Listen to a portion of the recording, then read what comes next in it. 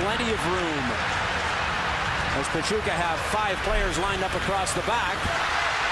An opportunity! It's for Montreal! Cameron, there's over 38,000 people here on their feet in an absolute frenzy, and it's all because of you. Can you put this moment into words? I mean, I played 4 years at Princeton. I think if we add up all the fans I had over those 4 years, it doesn't even come close. They're passionate, they're amazing, they're chanting. Can't imagine a better stadium to be playing in right now. Extra time, tying goal sends your team into the semifinals of the Concacaf Champions League. Not a bad way to kick off your pro league, your first professional league goal. I can't imagine a better situation. I mean, every day coming in here for preseason, just try and get better and better. Give you opportunities like this, you have to seize them. And the moment is yours. Seize it as you will. Congratulations. Thank you very much. I mean, anything. Amazing, exciting. I don't know how I feel right now. It's all just electric, and the crowd helps. Gotta wish them. It's all to them. I can't even imagine playing against 38 or in front of 38,000 people. I mean, it's a dream. Can you describe your view of that goal as 38,000 plus go into an absolute frenzy?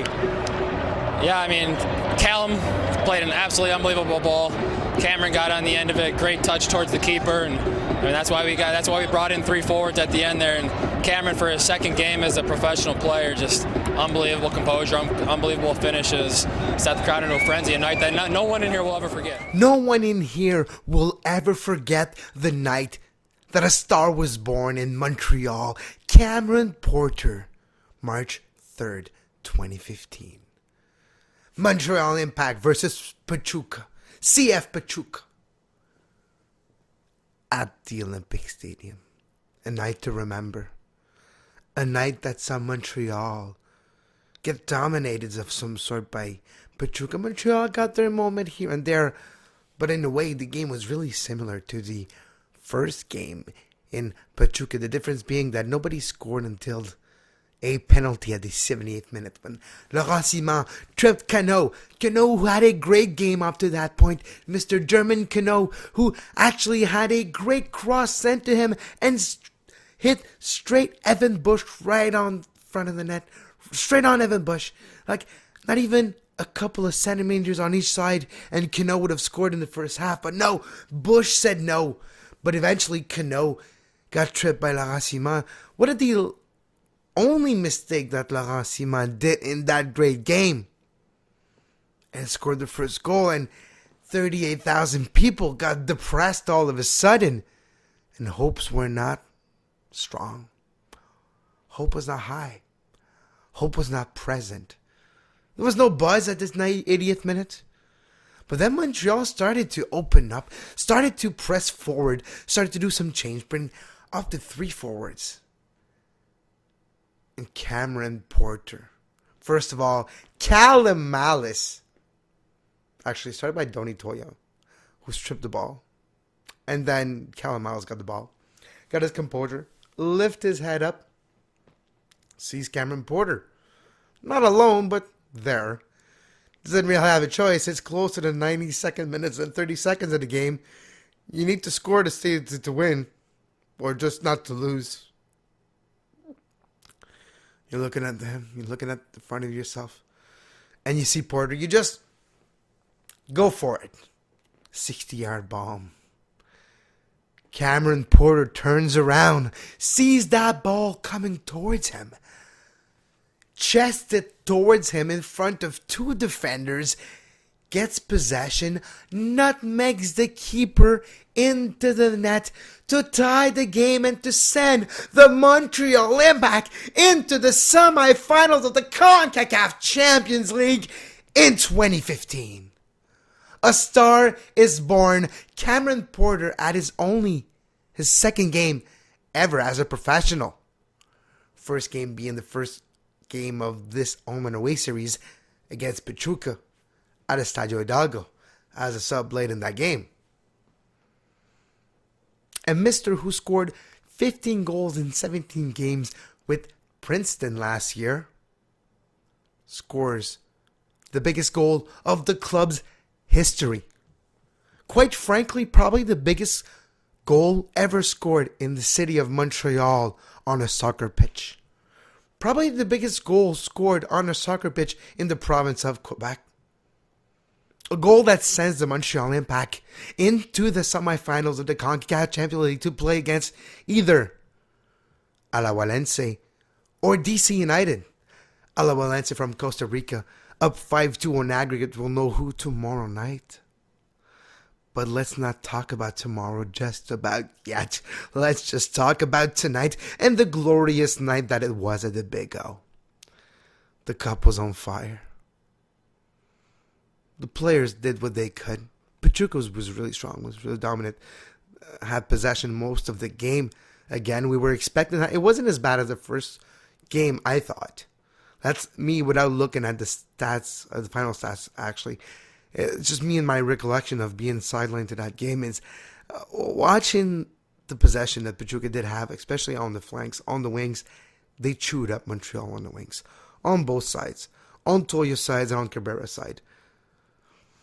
That's where it passed all night long, and we were lucky that Evan Bush played one of his best games in his career, and is, in his own words, probably the most impressive, fun, intense, exhilarating, exciting game he ever played in.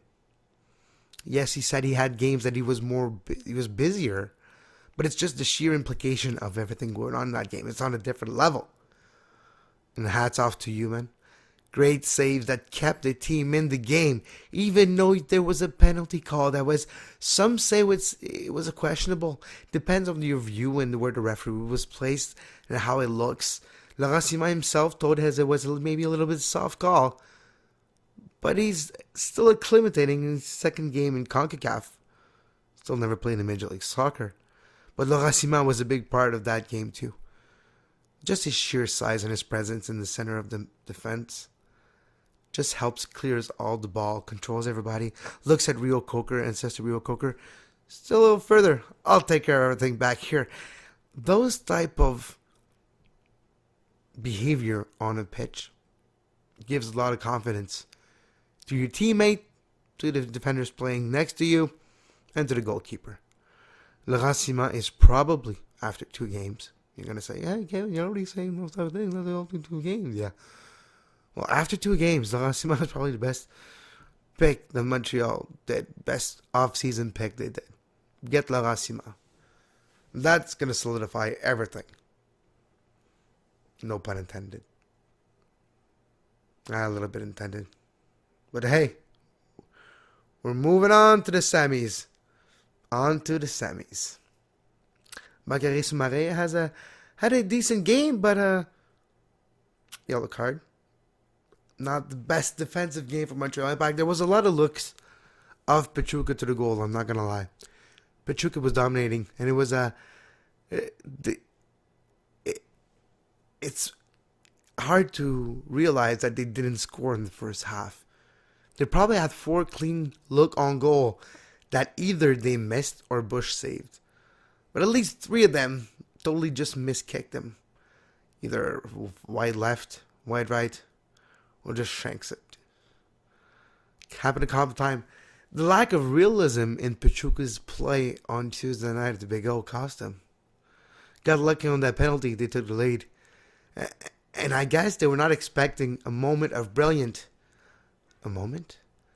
The quest for a moment is over. That moment of brilliance is the new Sebrango. But in a winning cause, on a winning team. Montreal still undefeated in 2015.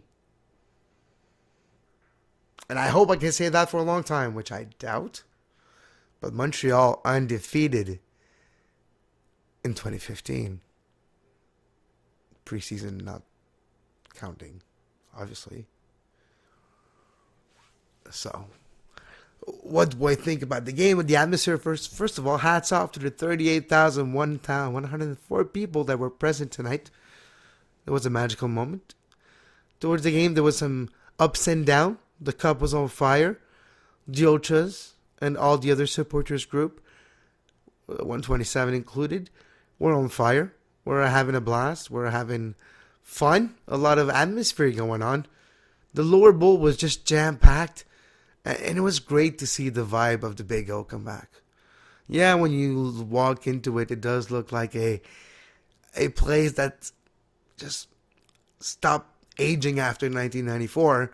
Yeah, they painted a couple new stuff this time around. There was a couple new decorations on the vending kiosk and the vending concession stands. But it's still old. Still reminds me of the Expos. So reminds me of the Olympic. It's still an old place, but when you have a moment like this tonight, damn, it brings the city together. Damn, it brings everybody together after. In the metro, in the streets. Everybody on their way going home. Having a blast, high-fiving. Giving each other hugs. Complete stranger giving me a hug. And I accept it. Gladly. And I embrace it. And I'm happy about it. That doesn't happen a lot, people. I don't like strangers to rub their chest against mine out of nowhere. But when it's for those reasons, when it's because your team is moving on to the semis, well, I compromise. And I gladly accept another man's chest to be rubbing against mine. Ah, what a beautiful night. What else to say? Piatti was great, but he was not a player he didn't take control of the game as we would like for him to do, but he had two Pachuca players on him at all time. Jürgen Dahmen for Pachuca, you could say, was probably the same result as Piatti for Montreal. Was not a factor in that game again. He wasn't a factor in the first game, and he wasn't a factor in the second game. The one player that really scared me, made my stress level go really high, dangerously high, was that German Cano. No, he's not German. That's his first name. So German Cano was a threat all the game. Going from the left side in, or getting the service from the left side into a cross. Always a threat. And when he went to the right side, he overpassed Arasima and he got the penalty. He was the key for Pachuca. And Montreal, with a moment of brilliance, was able to counteract that. But if it wasn't for that moment of brilliance, for that quest for a moment finally being achieved by Cameron Porter, sir, taking the legacy of Eddie Sebrango to another level. Now it goes from Gazola to Sebrango to Porter? Yes. Yes, it does. Ah, what a night. All right, quick notes on that game. Pachuca had a lot of possession. Montreal needs to change that type of play, but the opposition they will face in Major League Soccer is going to be totally different. So I'm not afraid of with Montreal going into Major League Soccer season next weekend. With the two games they played, I'm not afraid that Montreal's going to sit back and let the other team control and dictate the pace of play. No, I'm not. It's going to be totally different. It's going to be probably more Jack Mack than Arduro. It's going to be a totally different type of soccer. Less counter. Well, maybe not that less, but maybe not to the extent that we saw against Pachuca. Hopefully they find a way to, well, if you have Camara back healthy and eventually get Oyongo, that will probably fix the fullback problem that it was easy for the wingers of the opposing team to get by tonight. If those two come back, it will be easier. Nothing against Toya or Cabrera. Actually, Cabrera had moment of showing a lot of potential and moments that he's showing a lot of rickets. But there's moments that he's showing a lot of potential, and I love those moments. So Cabrera still thinks I like him. Toya, well, with the strip that he did at the end to give the ball to Malice, who gave the pass to Porter, who scored, I can't say nothing bad about Toya, but just the fact that it's a fact. That was the one very flagrant flaw in Montreal's play tonight. It was on their fullbacks on the wings of the opposing team, which could just cut through it like a knife and butter. It was that easy for Pachuca. And fortunately, Evan Bush was in the form of a lifetime, maybe. He was in a trance tonight. He almost did everything. Even on that penalty, he was there. It was just because he's not really that tall enough. That's the only mistake he made on that penalty. He's just not tall enough for that. But the rest of the game, Bush played amazingly, present at the right time to box the ball when it's the right time, to control the ball, to stop the play by intercepting a corner early on in the second half. Bush was there for that, and you can't ask for more. Even by controlling his defenders and asking them to go forward at the end of the game, he was past the midway line when Montreal were doing the attack and the couple corners before the end of the game. So yeah, after Montreal got scored on, after that penalty at this close to the 80th minute, after that Montreal came alive, I'm not going to lie. The attack was awesome, but they had no choice. They had urgency in their play. And that's one thing you could say that they did not have in the beginning of the game, even though they really tried consciously to play not too park the bus, you could say, not too defensively, but mentally you know that the status quo brings you forward. So without wanting it to, you still hold a little bit too much. You still play a little too defensively without even wanting to. It's subconscious. But at the end of the day, they realized that they had no choice. So when they got scored on, they had to. That mentality is out of the window. It's not even an option, that mentality now, because you have to score. So you don't ask yourself, okay, do I stay back? Do I attack? Do I try to get that ball there? Who's going to burn me? You just go for it. And that's where Montreal was the most efficient, the most dangerous, and got probably around 6 looks on goal before Porter eventually had the equalizer. That's maybe the one thing going forward. Montreal need to not probably defend and probably just go for it. Not necessarily with the urgency that was at the end of the game, but maybe more just try to be a little more pressure on the ball itself, on the ball carrier. So maybe press the ball carrier quicker like they did in the last 15 minutes of the game, which eventually led to turnover, great pass, and a goal. That's what you want to see. And that little pressure on the ball carrier that we saw was more present at the end of the game. Was good. Beginning of the game, they let Pachuca get the ball. And it seemed like Montreal was happy to let Pachuca dictate, not necessarily the pace of play, but Montreal tried to stay organized. The thing is, when you're staying organized, like Montreal was trying to do, which is fine, when you do this, you need to not to have a blatant weakness like they did on their fullback side. That's where they got caught. That's where they would have got scored on if it wasn't for Evan Bush in the first half. That's how the penalty got recorded. And that's how they got scored on. Well, the penalty was caused because somebody got beat close to the flanks. It was not totally on the wings, but it was close enough. So yes, but at the end of the day, Montreal Impact had that moment that we all wanted. The motto for that game was, let's mark history. Let's get that quest for the moment. Let's get that moment.